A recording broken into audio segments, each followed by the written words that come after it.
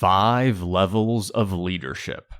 Proven Steps to Maximize Your Potential by John C. Maxwell. Becoming a remarkable leader with a lasting impact requires following 5 levels of leadership.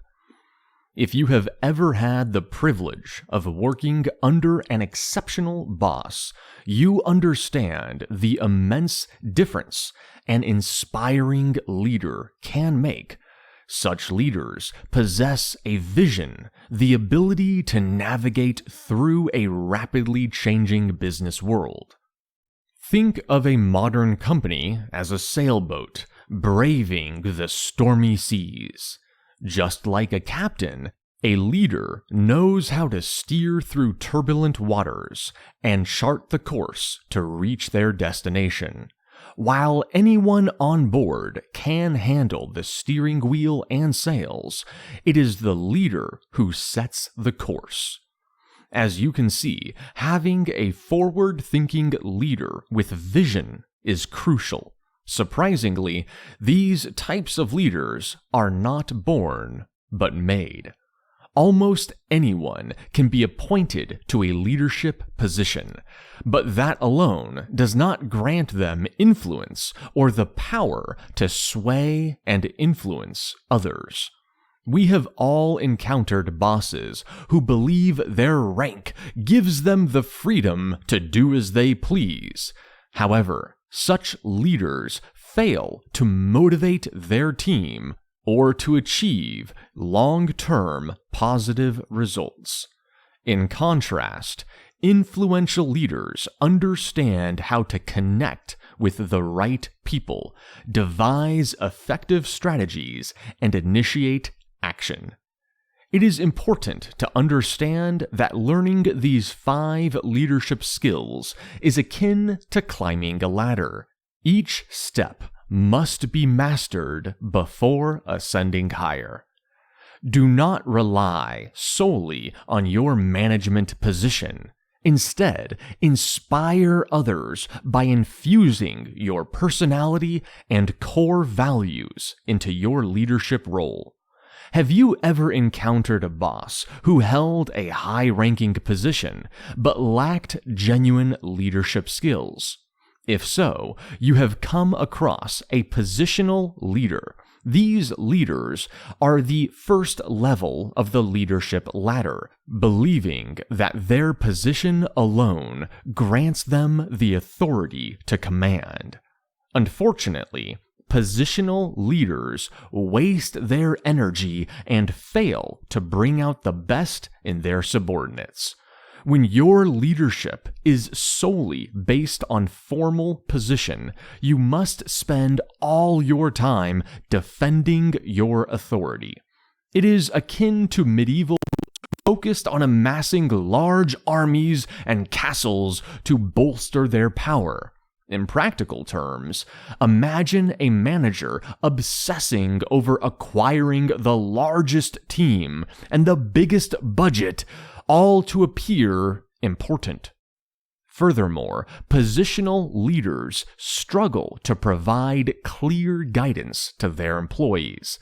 They must issue orders, but their subordinates will only fulfill the minimum requirements and do very little beyond that. The lesson here is that instead of considering a leadership position as the ultimate goal, view it as a stepping stone, a starting point.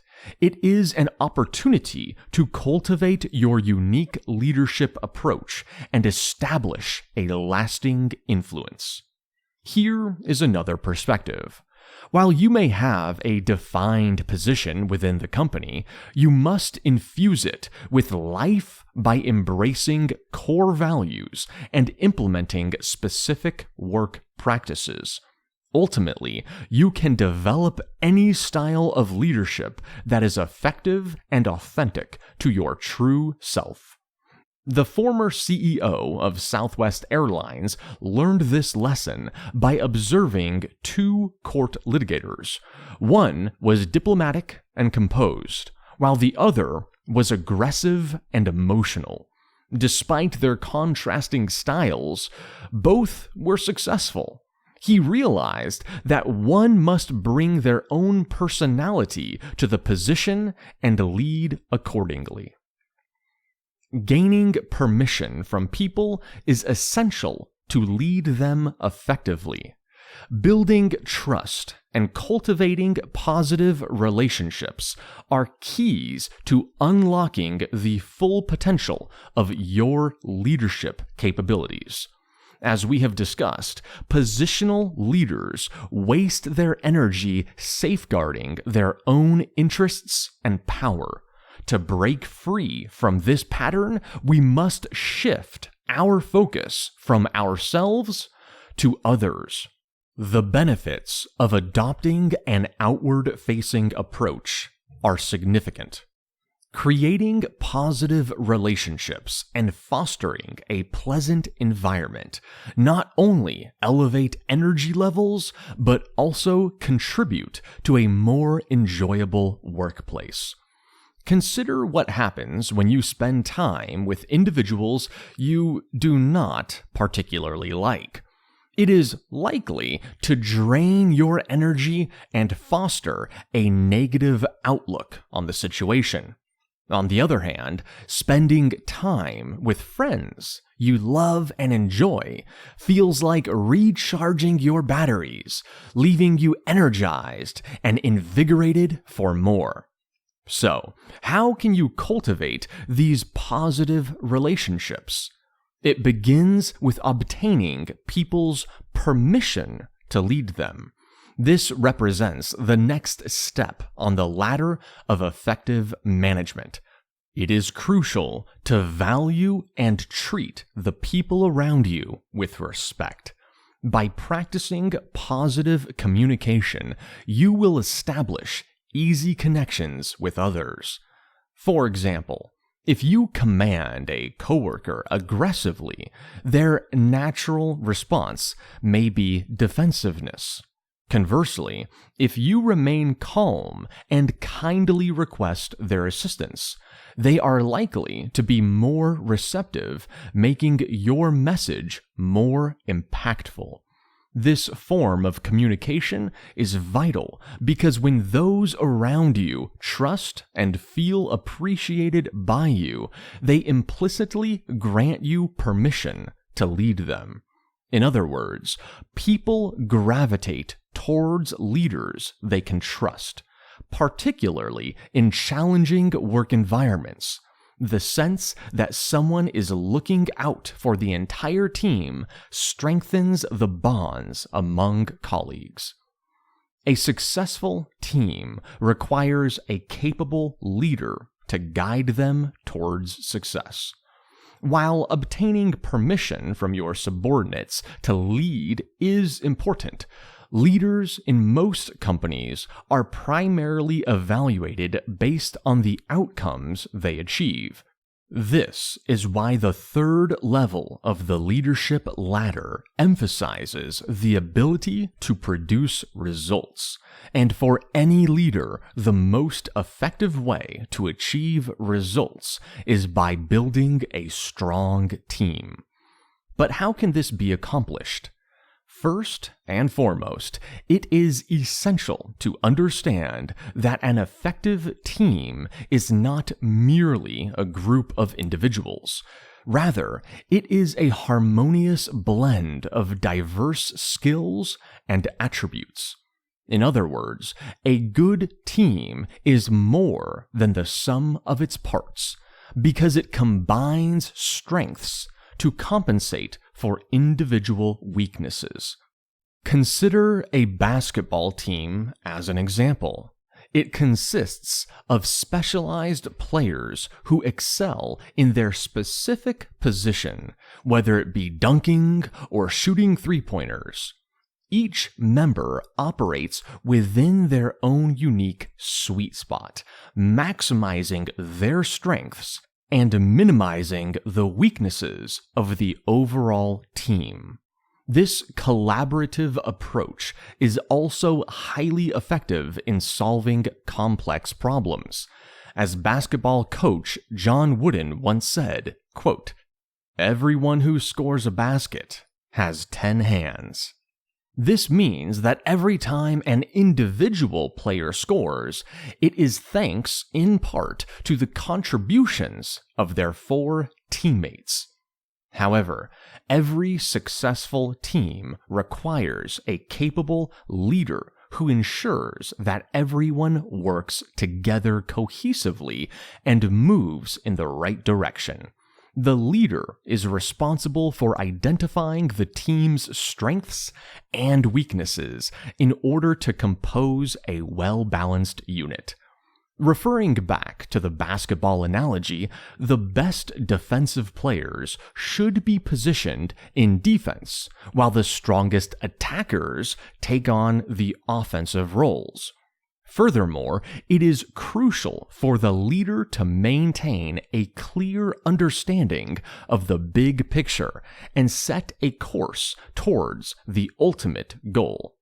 Even in sports, the final objective may not always be as obvious as you think it would be.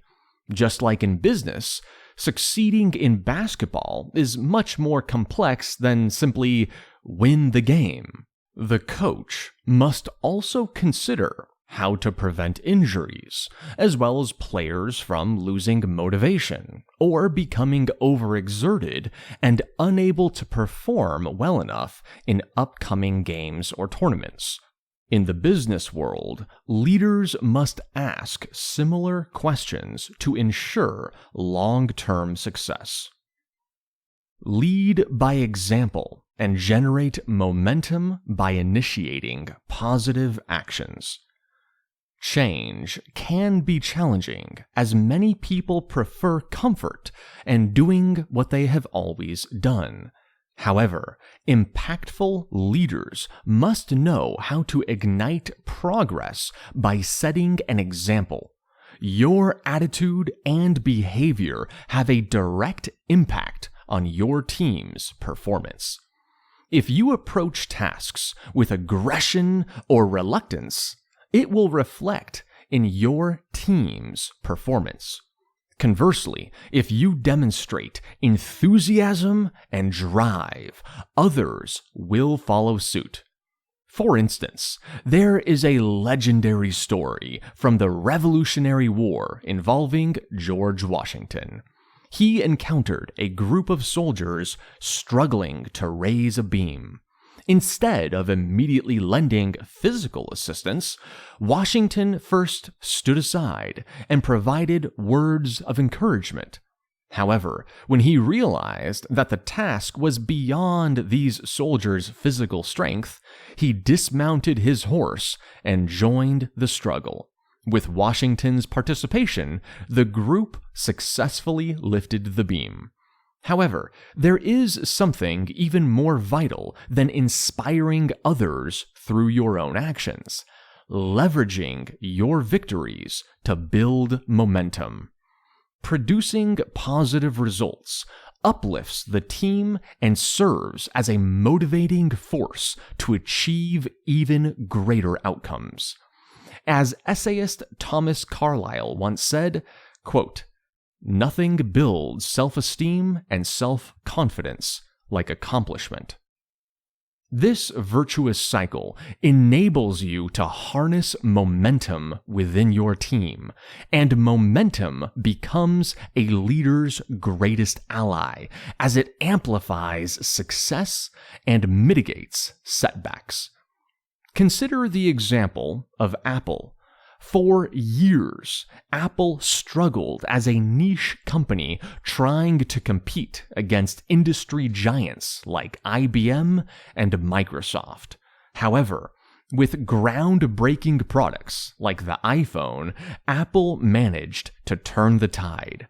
Since then, Apple has appeared nearly invincible, with almost every move it makes receiving praise. This is due to the immense wave of momentum Apple has generated. Success begets success.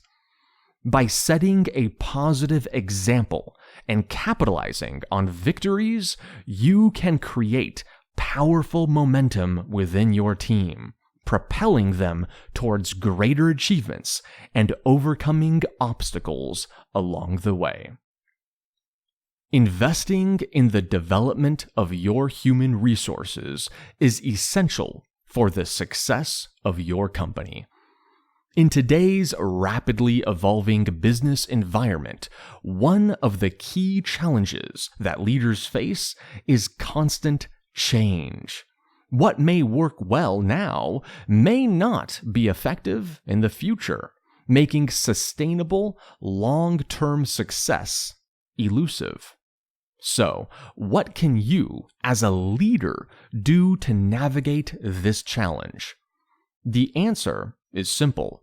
Recognize that your company's greatest asset is its people. While markets change, facilities deteriorate, and supplies are consumed, people have the capacity to grow and exceed their own expectations. This is precisely why successful companies prioritize the growth and development of their employees. By providing them with opportunities to learn and expand their skills, organizations foster a culture of continuous improvement. In 1999, Synovus Financial Corporation was named the best place to work in America by Fortune magazine. Looking back, the former CEO attributes this achievement to the company's unwavering focus on team building and people development. A true leader assumes the role of a mentor, exemplifying the next step on the leadership ladder. By prioritizing the transformation and growth of the individuals around them, leaders contribute to their personal development. Developing people stands as one of the most critical aspects of leadership. Great leaders prioritize the larger goal of building an exceptional team over their own personal individual advancement. It is important to recognize that personal development not only benefits the company, but also fulfills a fundamental human need. By nurturing the growth of your employees, you instill a sense of loyalty within them, reducing the likelihood of them seeking opportunities elsewhere. As we have learned, the development of your people plays a crucial role in the long-term success of your business. As a mentor, it is your responsibility to strike a balance between teaching and empowering your employees to grow independently. Developing future leaders is the ultimate achievement in leadership, creating a lasting legacy. Becoming a successful leader is a continuous journey with significant rewards. However, the journey never truly ends. True leaders give back by teaching others how to become leaders themselves. There are several reasons why this is of the utmost importance. Firstly, relying on just one leader creates a bottleneck within the organization. When a single individual makes all the decisions, it leads to passiveness and dependency upon the rest of the team. Success comes when the system is set up with multiple leadership roles, allowing each member to contribute. Additionally, relying solely on one leader does not make sense because when that person departs, who will be ready to assume all of their responsibilities? it is crucial to establish a culture of leadership within the organization and empower team members to develop their own leadership skills before such a situation arises. Developing future leaders is not only a necessity for the organization's success, but it is also the pinnacle of leadership. It is the culmination of all your efforts, creating fellow leaders who can act autonomously and foster the growth of new leaders, thereby perpetuating your work indefinitely. Consider the model set by Socrates.